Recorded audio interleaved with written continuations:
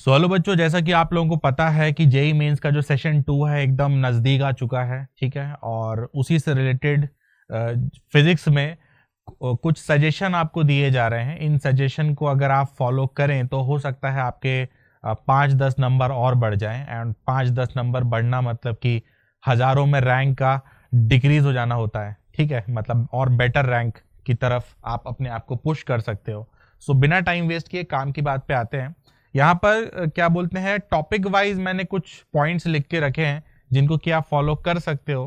पहला तो यही है, देखो काइनेमेटिक्स का सवाल अगर आपके सामने आता है ठीक है, तो काइनेमेटिक्स का सवाल देख करके आप अपनी मेंटालिटी ही ऐसे सेट कर लो कि भाई आसान ही होगा, ठीक है। क्योंकि काइनेमेटिक्स के सवाल जो क्लास 9th के बच्चे होते हैं वो तक धज्जियां उड़ा देते हैं, है ना। एंड आप लोगों ने तो 11th में 12th में मन लगा के इतनी सारी पढ़ाई की है, तो काइनेमेटिक्स के प्रॉब्लम में आपको डरने की कोई जरूरत नहीं है, ठीक है। देखते हैं फिर नेक्स्ट सजेशन क्या है ना।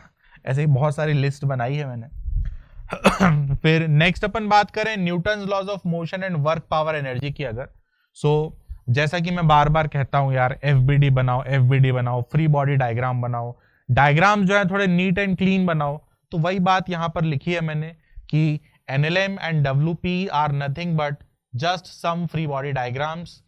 वेक्टर ढंग से ड्रॉ करेंगे, जैसे कि मैं अगर डेमो दूं तो tension away from the object बनाओगे, नॉर्मल इनटू द ऑब्जेक्ट बनाओगे। तो इन छोटी छोटी बातों का अपन ध्यान रखेंगे। And vector components and some equations like F equal to ma अगर एनएलएम सॉल्व कर रहे हो तो, और वर्क एनर्जी थ्योरम अगर आप WP का सवाल लगा रहे हो। कई बार आप यहाँ पर एनर्जी कंजर्वेशन भी यूज कर सकते हो, ठीक है। अब मैं यहां पर भी थोड़ी सी टिप दे देना चाहता हूं कि कब आपको वर्क एनर्जी थ्योरम यूज करना चाहिए, कब आपको एनर्जी कंजर्वेशन प्रेफर करना चाहिए। तो बड़ा सिंपल है, अगर आप वर्क इजीली कैलकुलेट कर सकते हो तो आप वर्क एनर्जी थ्योरम यूज करो, ठीक है। अगर आपको एनर्जी का एक्सप्रेशन पहले से पता है, कौन सी एनर्जी, पोटेंशियल एनर्जी का अगर आपको एक्सप्रेशन पहले से पता है तो आप एनर्जी कंजर्वेशन यूज करो। फॉर एग्जाम्पल जैसे क्लास 11th वाले जो टॉपिक्स होते हैं उसमें हमको most of the time work पता होता है, तो 11th वाले मैक्सिमम क्वेश्चंस में हम वर्क एनर्जी थ्योरम लगाते हैं। लेकिन जैसे 12th में जाते हैं तो 12th वाले पार्ट हो गया या ग्रेविटेशन वाला चैप्टर हो गया 11th का ही, उसमें हमको पोटेंशियल एनर्जी का फॉर्मूला पता होता है, तो वहां पर हम एनर्जी कंजर्वेशन से जा सकते हैं, ठीक है। तो ये वही सिंपल सी टिप्स हैं जो कि कई बार आप लोगों को दी गई हैं, लेकिन पता है मुझे एग्जाम प्रेशर के चलते कई बार यही छोटी छोटी बातें ध्यान नहीं रहती हैं, ठीक है। तो समझ लो कि एकदम आप लोगों को थोड़ा सा और पुश किया जा रहा है बस अच्छे रिजल्ट की तरफ, ठीक है। फिर नेक्स्ट जो है सेंटर ऑफ मास की बात करें तो मैंने लिखा है कि सेंटर ऑफ मास में आप Hunt for collision and momentum conservation और एनर्जी कंजर्वेशन प्रॉब्लम्स फर्स्ट, ठीक है। सेंटर ऑफ मास के नाम पे आप पहले इस टाइप के प्रॉब्लम्स ढूंढना जिसमें कि कोलिजन हो रहा हो, क्योंकि कोलिजन वाले प्रॉब्लम्स जो होते हैं वो most of the time momentum conservation, energy conservation and some time कि आपको ई का फॉर्मूला भी यूज करना पड़ता है, इसकी हेल्प से सॉल्व हो जाते हैं, ठीक है। तो आप तो मतलब सेंटर ऑफ मास के नाम पे इनको ढूंढना। एंड एक और होता है कैविटी प्रॉब्लम, कैविटी प्रॉब्लम्स। ये लास्ट ईयर तो काफी ट्रेंडिंग था जेई मेंस में कि ऑलमोस्ट हर शिफ्ट में इससे रिलेटेड प्रॉब्लम पूछा गया था। बस कभी सेंटर ऑफ मास का था, कभी ग्रेविटेशन का था, कभी इलेक्ट्रोस्टैटिक्स का था, लेकिन कैविटी वाले प्रॉब्लम्स काफी पूछे थे उन लोगों ने। सो ये दो टाइप के सवाल आपको ढूंढने चाहिए सेंटर ऑफ मास में सबसे पहले। आगे बढ़ता हूं नेक्स्ट टॉपिक की तरफ। रोटेशन की बात करें, काफी नोटोरियस टॉपिक है, ठीक है। पहले ही मैंने लिख दिया है कि अगर आपको इससे डर लगता है तो भाई छोड़ दो, कोई दिक्कत की बात नहीं है, ठीक है। छोड़ोगे, अगर आपको कोई चीज कठिन लग रही है तो बिना फालतू में एग्जाम में बहादुरी मत दिखाओ। क्या होगा, 5-10 मिनट बर्बाद करोगे, नुकसान आपका ही होगा। तो अगर आपको रोटेशन वाले टॉपिक से डर लगता है तो कोई दिक्कत नहीं, छोड़ दो, आगे बढ़ जाओ, ठीक है। उसके बाद एक ऑप्शन और दिया है मैंने आपको, और आप क्या कर सकते हो, कुछ मोमेंट ऑफ इनर्शिया वाले प्रॉब्लम देख सकते हो, क्योंकि जो मोमेंट ऑफ इनर्शिया वाले प्रॉब्लम्स होते हैं ना बच्चों, इनमें कुछ नहीं होता है, ज्योमेट्री होती है बस, नथिंग एल्स, है ना। With the help of geometry and some creativity आप ऐसे प्रॉब्लम्स को इजीली डील कर सकते हो। फॉर एग्जांपल अगर जैसे कि मैं बात करूं कि ये ट्रायंगुलर प्लेट का मोमेंट ऑफ इनर्शिया निकालना है मुझे, किस एक्सिस के अबाउट, लेट्स से इस एक्सिस के अबाउट, ठीक है।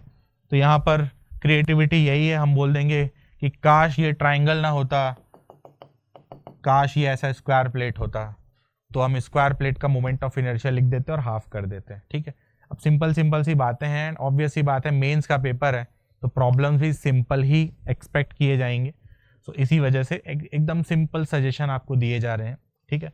तो अगर रोटेशन से आपको डर लगता है तो छोड़ के आगे बढ़ जाओ। अगर आपको कोई मोमेंट ऑफ इनर्शिया का या कोई आपको एनर्जी कंजर्वेशन पर बेस्ड इस पे सवाल दिखता है, मान लो प्योर रोलिंग पे ही आ गया कि ये लुढ़क के भागा ऐसे, है ना, तो इस टाइप के सवाल कर लेना, ठीक है। ये बहुत आसानी से हो जाते हैं। सिंपल इसमें क्या लिखोगे, इसमें क्या लिखोगे, अगर ये प्योर रोलिंग कर रहा है तो क्या लिखोगे, mg का work equal to change in kinetic energy. उसमें दो टाइप की काइनेटिक एनर्जी होंगी, एक चलने वाली और एक घूमने वाली, ठीक है। तो इस टाइप के प्रॉब्लम्स आप देखना। और उसके बाद ये भी लिखा है, देखो ये थोड़ी मजेदार बात लिखी है, समझने वाले समझ गए होंगे कि भाई अगर आपको डर लगता ही नहीं है, अगर आपको रोटेशन जैसे टॉपिक्स से डर नहीं लगता, तो फिर तो ये वीडियो भी आपके लिए उतना रिलेवेंट नहीं है ना, कि अगर आप इतने धुरंधर हो, ठीक है, तो फिर तो आप ऑलरेडी अच्छा स्कोर कर ही रहे होगे, है ना। चलो फिर आगे बढ़ता हूं मैं। नेक्स्ट जो है वो फ्लूइड मैकेनिक्स है। फ्लूइड मैकेनिक्स में आपको पता है दो पार्ट रहते हैं, एक स्टैटिक्स रहता है एंड एक डायनेमिक्स रहता है ना। तो पहले वैसे तो स्टैटिक्स आता है, लेकिन पहले मैं इस पे सजेस्ट करना चाहूंगा आपको कि जो डायनेमिक्स वाले सवाल होते हैं उसमें सिर्फ दो ही चीजें यूज करनी होती हैं, बार बार घुमा फिरा के सिर्फ दो चीजें, एंड वो क्या होती हैं, कंटिन्यूटी एंड बर्नौली, ठीक है। तो डायनेमिक्स का अगर सवाल लिखता है तो ये तो आपको बिल्कुल नहीं छोड़ना है, ठीक है, ये तो आप करके ही आओगे। डायनेमिक्स का सवाल दिखे तो एकदम मन में तुरंत लड्डू फूट जाना चाहिए कि अरे वाह ये तो मुझसे बन ही जाएगा, कुछ आए ना आए, मतलब ये गलत बोल दिया मैंने, मतलब कुछ क्लिक करे ना करे ये तो क्लिक हो ही जाता है, ठीक है। तो इसका आप ध्यान रखना, अगर डायनेमिक्स का सवाल दिखता है तो जरूर करके आना। स्टैटिक्स में थोड़ा वेरिएशन रहता है, कभी बायंसी में फंसाते हैं, तो कभी force on a vertical surface पे, तो कभी कर्व्ड सरफेस आ जाता है ना। तो इसमें काफी वेरिएशंस रहते हैं, ठीक है। लेकिन अगर आपको डायनेमिक्स का दिखता है तो आप उसको मत छोड़ना, ठीक है, बहुत आसानी से सॉल्व होता है। ये चीज मुझे याद है कि जब मैंने आप लोगों को फ्लूइड मैकेनिक्स पढ़ाया था तब भी मैंने कहा था यही कि जो फ्लूइड डायनेमिक्स होता है इसके प्रॉब्लम्स हम कभी नहीं छोड़ते, हमेशा ये बन जाते हैं।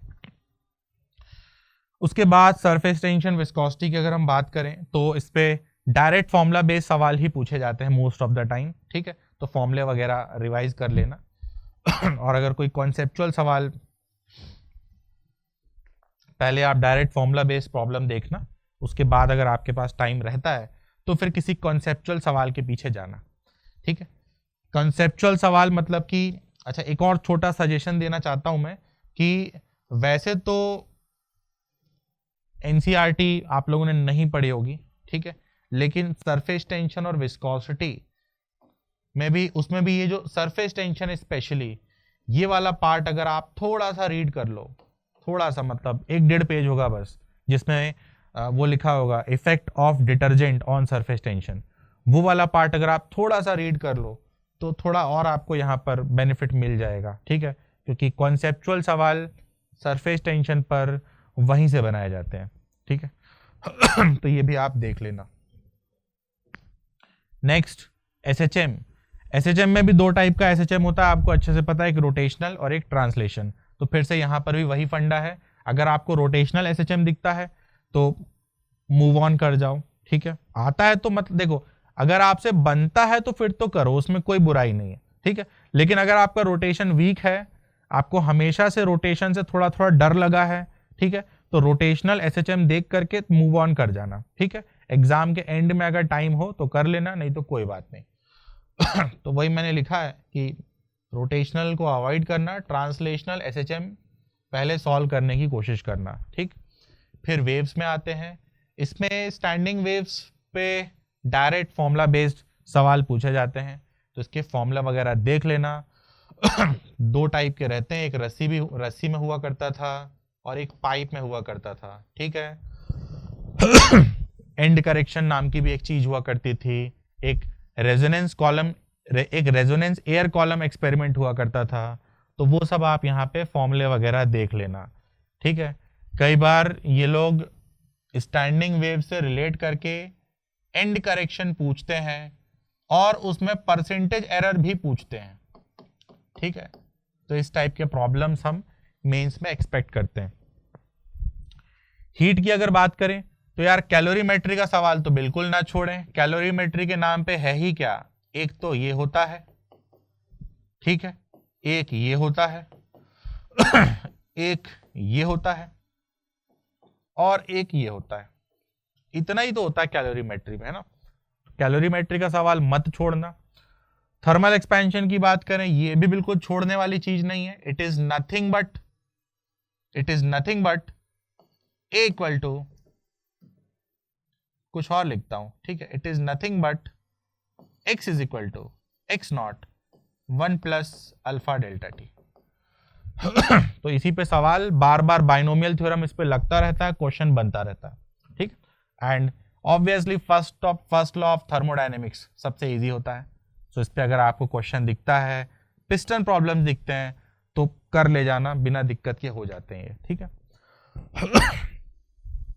इसके बाद मुझे लगता है 12th में आ चुके होंगे हम लोग। तो 12th में इलेक्ट्रोस्टैटिक्स है। इलेक्ट्रोस्टैटिक्स में भी मैंने बताया है आपको कि देखो सीधी सी बात है, अगर आपसे कोई पूछे बताओ भाई वेक्टर और स्केलर्स में कौन सी चीज ज्यादा आसान है, तो आपका आंसर होगा स्केलर, ठीक है। सो इसी वजह से मैंने यहां लिखा है कि पोटेंशियल क्या होता है, स्केलर होता है, फ्लक्स क्या होता है, स्केलर होता है। तो ये रिलेटिवली इजी लगते हैं आपको, ठीक है। तो ये आपकी थोड़ी सी प्रायोरिटी होनी चाहिए। इस टाइप का सवाल दिखे तो एकदम खुश हो जाना, सॉल्व कर लेना, ठीक है। कंडक्टर्स पे सवाल पूछे जा सकते हैं जो कि थोड़े कॉन्सेप्चुअल रहते हैं कि भाई नेट फील्ड जीरो है, या इन दो चार्ज का नेट जीरो है, या इंडिविजुअल जीरो है, वगैरह वगैरह, ठीक है। तो ये भी मैंने आप लोगों को काफी अच्छे से पढ़ाया था, मुझे याद है, बिल्कुल एकदम गहराई में जाकर के। इस टाइप के हमने कैविटी प्रॉब्लम्स किए थे ढेर सारे। यहाँ चार्ज था, इसके सरफेस पे भी आया था, फिर इसको भी एक एक्स्ट्रा चार्ज दिया था और बाहर भी हमने एक एक्स्ट्रा चार्ज रखा था। तो बहुत ज्यादा डेप्थ में हमने इसको पढ़ा था, ठीक है। तो मैं ये एक्सपेक्ट करता हूं कि कंडक्टर से रिलेटेड प्रॉब्लम आपसे बन जाएगा, ठीक है। कॉन्सेप्चुअल प्रॉब्लम आएगा अगर इस पे आएगा तो, ठीक है। एंड बात करें इलेक्ट्रिक फील्ड की, जो कि अपने आप में वेक्टर है, ठीक है। तो ये भी मैं याद दिला दूं, भले वेक्टर है, you can calculate electric field with the help of scalars also, ठीक है। अगर आप पोटेंशियल पता कर लेते हो तो भी फील्ड पता चल जाता है, फ्लक्स की हेल्प से फील्ड पता चल जाता है। एंड अगर किस्मत खराब रही तो हो सकता है आपको इंटीग्रेशन करना पड़े, ठीक है। फिर बात करें हम ग्रेविटेशन की, तो ग्रेविटेशन क्या है यार, एक कॉपी ही तो है ना, इलेक्ट्रोस्टैटिक्स की, जस्ट अ कॉपी। और इसमें नया क्या होता है, केप्लर्स लॉ, और क्या है ना। एंड केप्लर्स लॉ में भी अगर फंसाने वाला सवाल आएगा तो काय में आएगा, एलिप्स में आएगा। एलिप्स तो आपका अच्छा होगा ही, है ना, समझ गए होगे। चलो फिर आगे बढ़े। कैपेसिटर करंट, ये एकदम दोनों भाई भाई हैं, साथ में चलते हैं। एंड इसमें केवीएल, केसीएल, और एक याद होगा आपको, एक मैंने शॉर्टकट बताया था ये, ठीक है। तो ये जो तीन चीजें हैं मिल करके 90% प्रॉब्लम्स को खत्म कर देती हैं, ठीक है। तो इसका सर्किट सॉल्यूशन वगैरह, सर्किट वाला प्रॉब्लम अगर दिखता है, सीरीज, पैरेलल, रंगोली बनी अगर आ गई कि बहुत सारे रजिस्टर हैं उनकी रंगोली बना दी इन लोगों ने, तो इस टाइप के सवाल बिल्कुल मत छोड़ना, करके आना, बन जाते हैं ये वाले, ठीक है। और अपना कॉन्फिडेंस थोड़ा सा हाई रखो, है ना, डरो मत। ये सोचो साल भर तुमने एडवांस की तैयारी की है, ठीक है। तो मेंस ऑब्वियसली आपको इजी ही लगना चाहिए, बस थोड़ा सा स्पीड का खेल रहता है बस, ठीक है। प्रॉब्लम्स रिलेटिवली इजी होते हैं। फिर आते हैं मैग्नेटिज्म में। मैग्नेटिज्म में यार पूरा ज्योमेट्री होता है, आपको याद होगा अच्छे से। हमने एक वायर का फील्ड निकाला था, फिर ट्राइंगल का निकाल दिया था, फिर स्क्वायर का निकाल दिया था, फिर ऐसा स्क्वायर बड़ा होता जा रहा था, इसका निकाल दिया था। है ना। और मतलब जितने भी प्रॉब्लम्स किए थे सब जगह ज्योमेट्री ही थी। थोड़ा सा इसके लिए भाई इसका एक्सपेंशन देख के चले जाना, इसका क्या एक्सपेंशन होता है, ठीक है, कई बार ये यूज होता है इनके प्रॉब्लम्स में। इसका भी एक्सपेंशन देख लेना, और साइन एक्स का भी देख लेना, और कॉस एक्स का भी देख लेना। ठीक है, तो ये चार चीजों के एक्सपेंशन थोड़ा सा रिवाइज करके जाना, इनमें यूज होता रहता है। And just keep the right hand thumb rule ready. ठीक है, मतलब ये मैं किनको बोल रहा हूँ, ये आलसी बच्चों को बोल रहा हूँ। कुछ होते हैं ना आलसी टाइप के, राइट हैंड थंब रूल लगाएंगे ही नहीं, मन में सोचते रहेंगे सोचते रहेंगे सोचते रहेंगे, फिर उनका आंसर नहीं आता। तो ये उन बच्चों को सलाह दी जा रही है। ठीक है, एक और बात ध्यान रखना भाई, सीधे हाथ से अगर लिख रहे हो तो उल्टे हाथ से राइट हैंड थंब रूल मत लगाना। ठीक, एक छोटा सा सजेशन ये है। और एक और बहुत जरूरी सजेशन कि जब आप राइट हैंड थंब रूल इस धोखेबाज इलेक्ट्रॉन पे लगाओ तो ध्यान रखना इलेक्ट्रॉन पे नेगेटिव चार्ज होता है। तो अगर राइट हैंड थंब रूल से आपको कुछ मिला इधर, तो एक्चुअली इसके नेगेटिव चार्ज की वजह से वो इधर होता होगा। ठीक है, एग्जाम्पल अगर हम बात करें फोर्स की, जो कि क्यू वी क्रॉस बी होता है, तो मान लो क्यू वी क्रॉस बी इधर आया तो फोर्स इस पे इधर होता होगा। तो ये छोटी छोटी बातों का ध्यान रखना, ये बहुत धोखेबाज चीज है इलेक्ट्रॉन, इसके नेगेटिव साइन की वजह से कई बार बच्चों के साथ धोखा होता है। ठीक, एंड अगेन ये छोटी छोटी चीजें जो कि इंपॉर्टेंट है, याद होनी चाहिए। इस फोर्स का जो वर्क होता है वो क्या होता है, 0। Next topic, alternating current. Alternating current में फॉर्मूले बहुत ज्यादा इंपॉर्टेंट है, डायरेक्ट फॉर्मूला बेस्ड सवाल ही रहता है। बहुत ही कम ऐसा मैंने देखा है कि जेई मेंस में कॉन्सेप्चुअल सवाल पूछा हो ऑल्टरनेटिंग करंट को लेकर के, जिसके लिए आपको फेजर बनाना पड़े। ठीक है, फिर भी मैंने लिख दिया है। फॉर्मूले ध्यान रखना, फेजर ध्यान रखना, एंड इसमें आप एक क्वालिटी फैक्टर था उसका फॉर्मूला जरूर देख लेना, वो आप बार बार भूल जाते हो। ठीक है। फिर आते हैं ज्योमेट्रिकल ऑप्टिक्स में, ये पूरा फॉर्मूला बेस्ड है। और अगर इसमें मैं थोड़ा सा बात करूं प्लेन मिरर की, या फिर अगर मैं बात करूं रिफ्रैक्शन एट प्लेन सरफेस की, तो इनमें भी, इन दोनों में भी भर भर के ज्योमेट्री होती है। ठीक है, एंड ज्योमेट्री में कुछ नहीं, बस वो सिमिलर ट्राइंगल, तो क्या बोलते हैं, स्नेल्स लॉ लगा के ट्राइंगल बनवा के टैन थीटा लिखवा लेगा, इस टाइप की चीजें। ठीक है, तो ज्योमेट्रिकल ऑप्टिक्स में भी बेसिकली ज्योमेट्री है। एंड फिर जैसे ही आप लेंस और मिरर की तरफ बढ़ते हो तो सिर्फ फॉर्मूला रह जाता है और कुछ नहीं, 1/v 1/u 1/f वाला। ठीक है, तो ये टॉपिक भी काफी इजी है।